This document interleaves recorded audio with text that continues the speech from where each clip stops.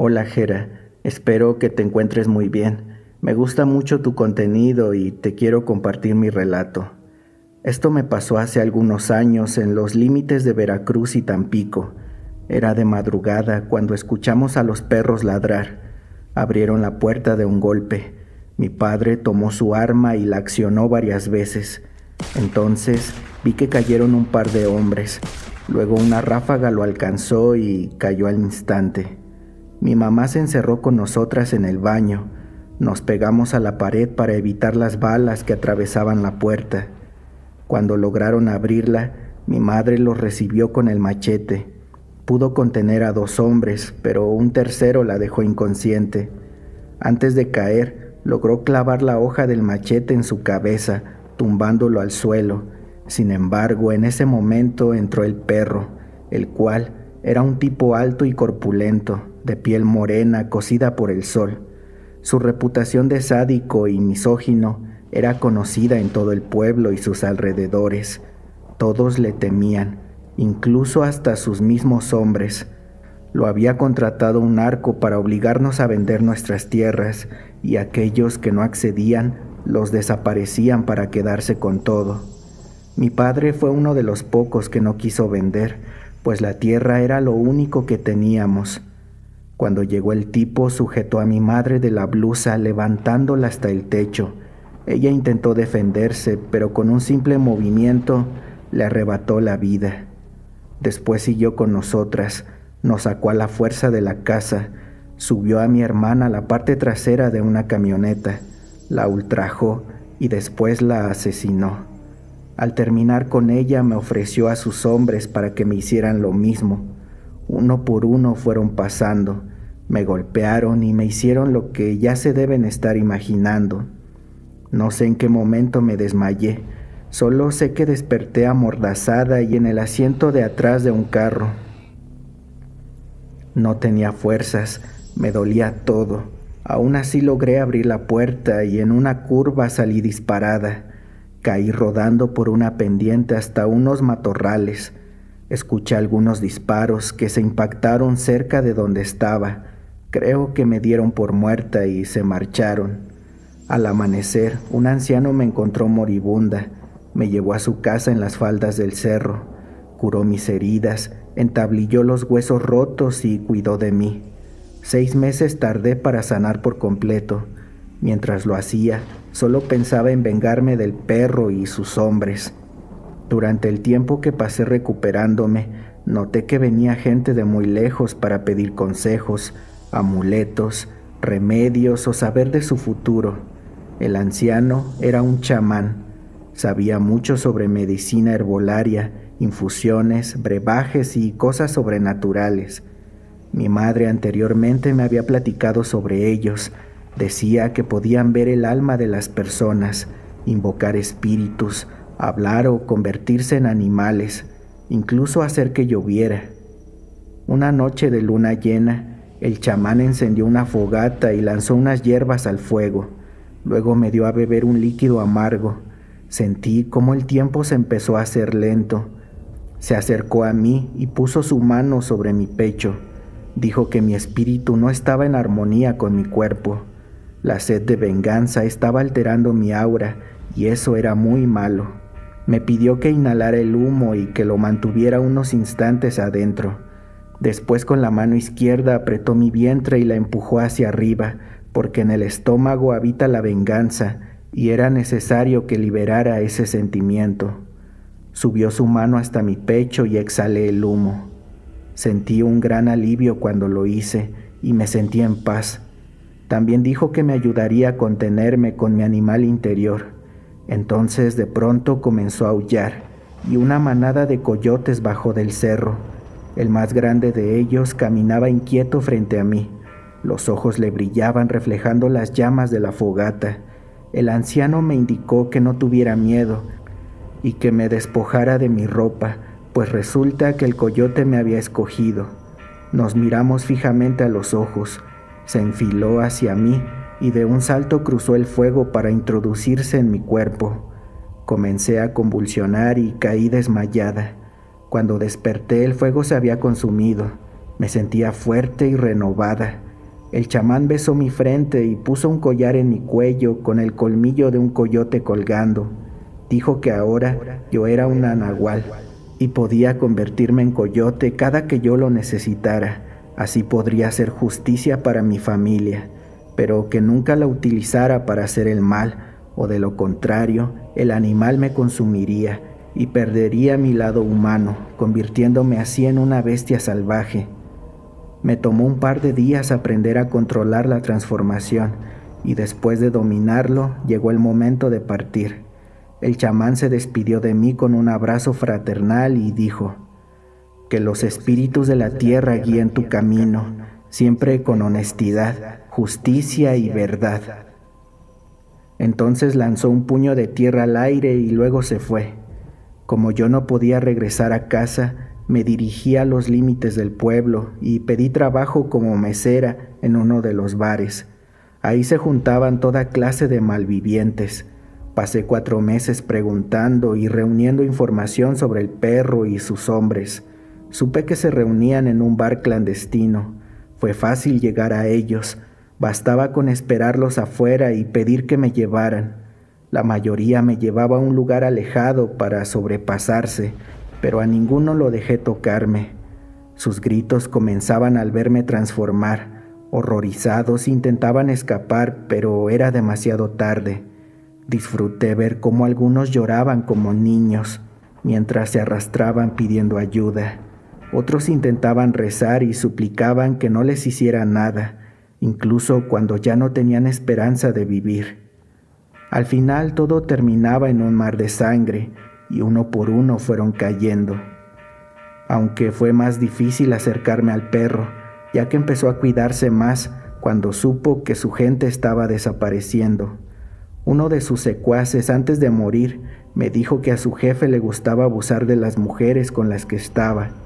Eran pocas las que sobrevivían a un encuentro con él, y que la dueña del bar solía darle mujeres jóvenes que vinieran de otros pueblos o que no tuvieran familia. Así nadie preguntaba por ellas, garantizando la clandestinidad del negocio. Así que logré colarme en el bar un viernes por la noche. Busqué a la encargada y le dije que necesitaba trabajo. Pude notar cómo le brillaron los ojos cuando me vio. Pidió a 2 hombres que me llevaran a un cuarto en la parte superior. Las paredes estaban acondicionadas para que el ruido no las traspasara. Ni siquiera había un colchón, solo un par de grilletes colgando del techo. Me encadenaron y se fueron. Pasó alrededor de 1 hora y mis manos comenzaban a dormirse. De pronto se abrió la puerta y la bestia entró bufando. Me miró sin hacer ningún gesto. Caminó lentamente hacia mí hasta tenerlo tan cerca que podía sentir el aire caliente de su aliento en mi rostro. Entonces sus ojos se encendieron como 2 llamas rojas. Comenzó a asfixiarme. Su cara cambió haciendo unos gestos horribles. Estaba a punto de ultrajarme cuando soltó mi cuello por unos instantes, suficientes para liberar mis manos, transformarme y abalanzarme sobre él. Lanzó un grito de dolor y retrocedió un par de pasos. Luego sonrió con malicia y se transformó en un enorme lobo negro. Él también era un nahual, pero había perdido su humanidad al usar su poder para hacer el mal. Inmediatamente me atacó sin piedad y yo a él. Fue una lucha encarnizada. Sin embargo, la pérdida de sangre fue mermándolo poco a poco hasta que las fuerzas le faltaron y cayó desfallecido. Aproveché el momento y terminé con él de una vez por todas. Me tomó un momento recobrar las fuerzas. Había sufrido múltiples heridas en todo el cuerpo. Aún así logré levantarme. Bajé el salón principal y ante la mirada atónica de los asistentes salí por la puerta principal. Caminé toda la noche y al amanecer llegué a la casa del chamán, quien me recibió y curó mis heridas. Como no tenía dónde ir, me adoptó como su aprendiz y con el tiempo me he convertido en una mujer chamán.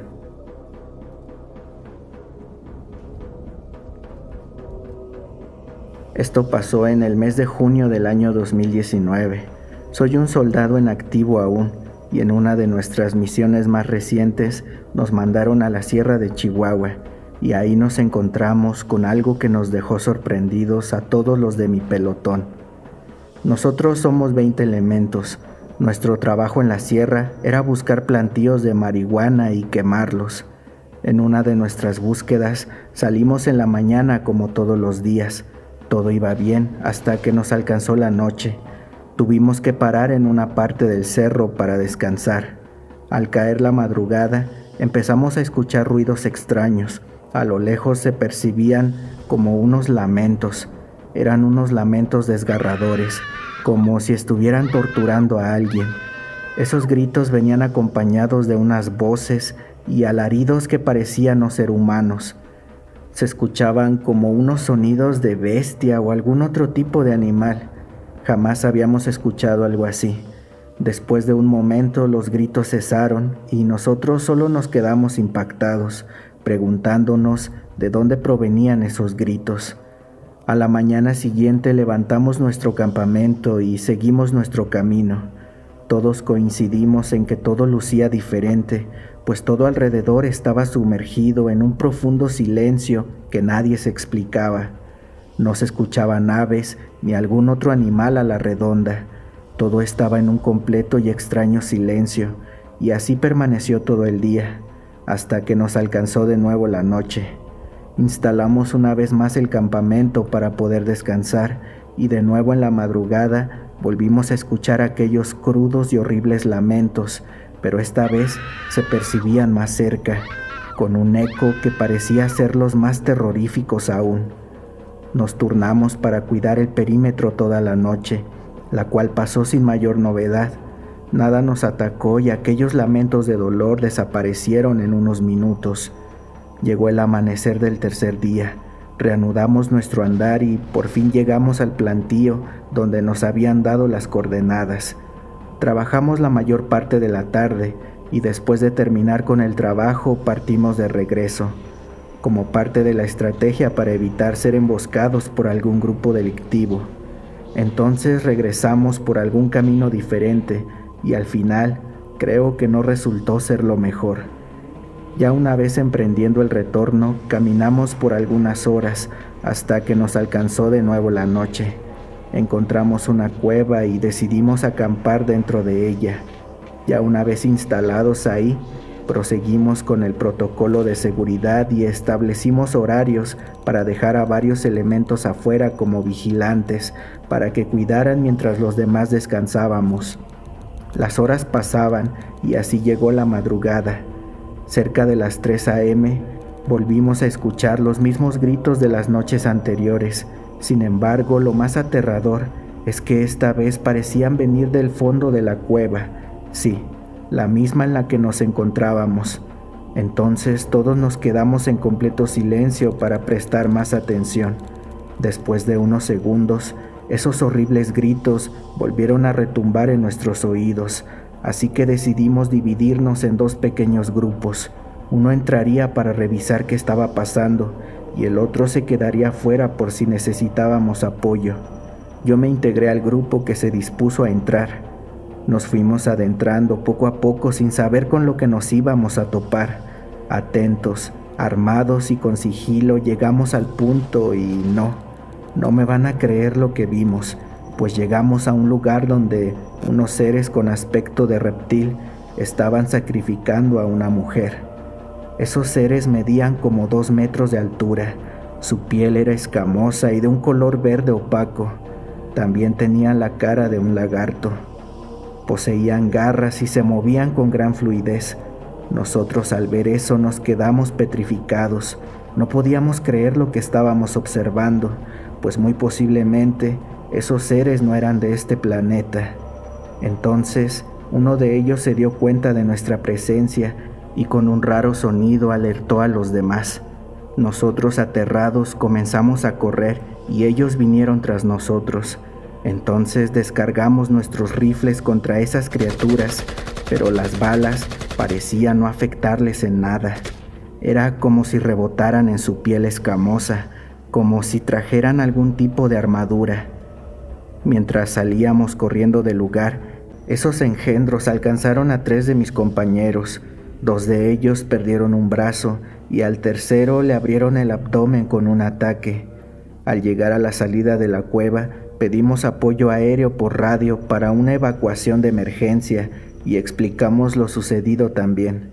Formamos una barrera de defensa para que esos seres no se acercaran, pero al parecer no querían o tal vez no podían salir de esa cueva. Pasaron más de 10 minutos cuando vimos que arribó un helicóptero negro a nuestra posición. Al instante supimos que no era uno de los nuestros, porque nosotros no manejábamos esa clase de helicópteros en el ejército. Entonces de él bajaron 4 hombres fuertemente armados y con trajes tipo metálicos, también de color negro, con caretas polarizadas que cubrían todo su rostro. Se nos acercaron y dijeron que nos retiráramos, que ellos serían quienes controlarían la situación. Sus voces eran diferentes a la de un humano. No sé cómo explicarlo, pero diferentes. Entraron a la cueva y fuimos testigos de una masacre. Vimos cómo sacaron del lugar a 2 de esos seres ya muertos, completamente acribillados. Entonces, 2 de esos hombres se volvieron a acercar a nosotros y dijeron: «Nosotros trabajamos directamente para el gobierno, así que no necesitan reportar esto». Sabían perfectamente quiénes éramos, y si divulgábamos esa información, ellos vendrían tras nosotros. Luego de eso se fueron con esos seres en su helicóptero, y desde ese día sabemos que hay organizaciones que nos tienen vigilados.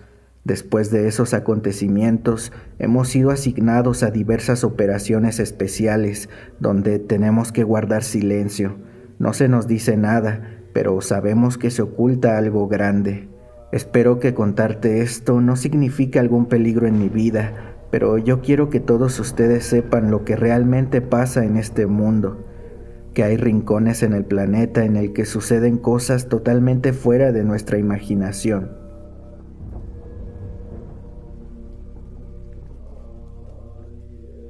¿Cómo están, historias de terror?